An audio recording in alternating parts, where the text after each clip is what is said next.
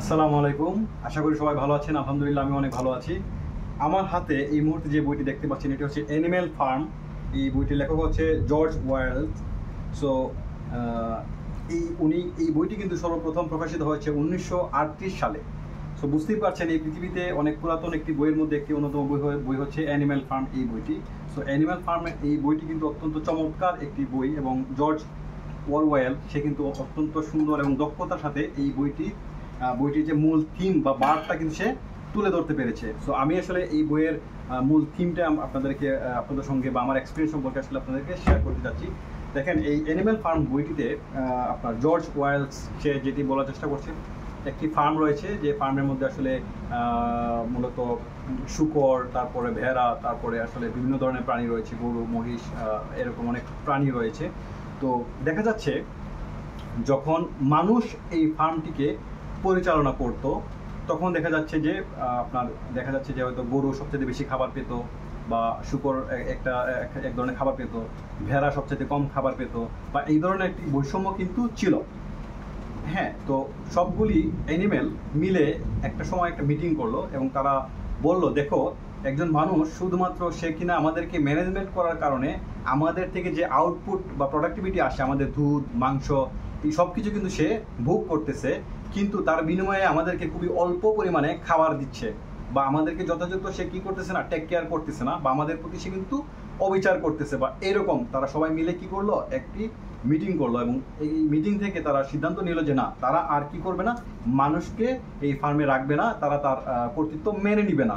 তাই তারা কি করলো, সবগুলি অ্যানিমেল মিলে তারা বিদ্রোহ করলো। বিদ্রোহ করার পর মানুষটাকে কিন্তু তারা সেই ফার্ম থেকে তাড়িয়ে দিল।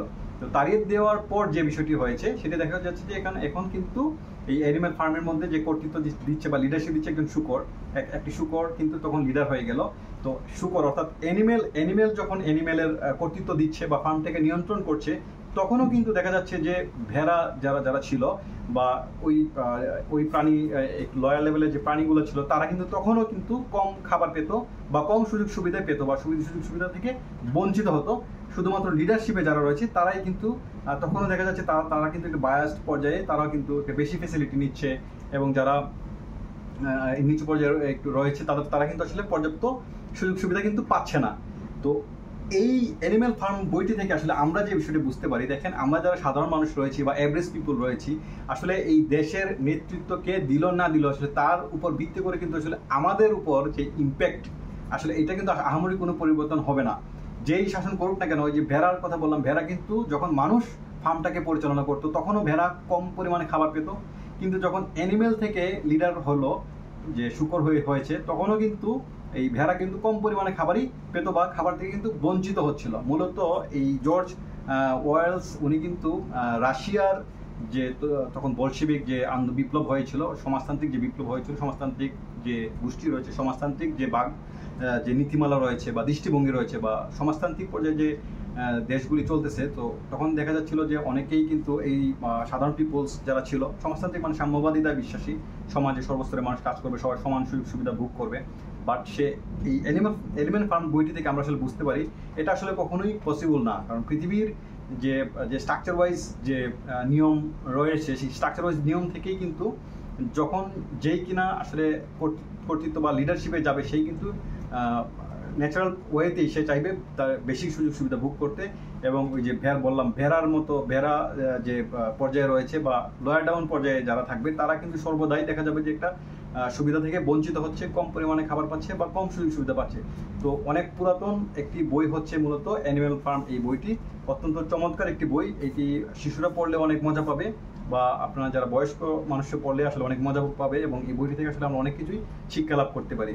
আমি আপনাদেরকে অ্যানিম্যাল ফার্ম এই বইটিও আসলে পড়ার জন্য অনুরোধ করতেছি, এবং আমি আশা করব আপনারা আসলে এই বইটি যদি পড়েন তাহলে আসলে যথেষ্ট, বিশেষ করে নেতৃত্বের যে ইস্যুস রয়েছে, আমরা অনেক সময় খুব হই যে আসলে হয়তো সে নেতৃত্ব না দিয়ে সে যদি দিত তাহলে হয়তো সে ভালো হতো বা এরকম আসলে এরকম না।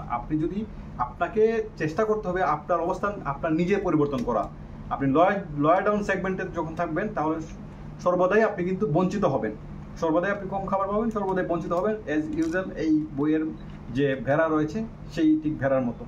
তো আশা করি আপনাদের ভালো লেগেছে। যদি আসলে আপনার ভালো লেগে থাকে তাহলে আপনারা আমাকে কমেন্ট বক্সে কমেন্ট করে জানাবেন, এবং আমাকে আমি আসলে বই পড়তে ভালোবাসি, আমাকে সাজেস্ট করবেন যে আপনাদের ভালো লাগার যে বইগুলি রয়েছে সেই বইগুলি আসলে আমাকে সাজেস্ট করবেন, আমি আসলে পড়ার চেষ্টা করব কিংবা রিভিউ দেওয়ার চেষ্টা করব। আশা করি সবাই ভালো থাকবেন, সুস্থ থাকবেন। ইনশাল্লাহ আবারও কোনো নতুন বই নিয়ে আমি আপনাদের সামনে উপস্থিত হব। সেই পর্যন্ত ভালো থাকেন। আল্লাহ হাফিজ, আসসালামু আলাইকুম।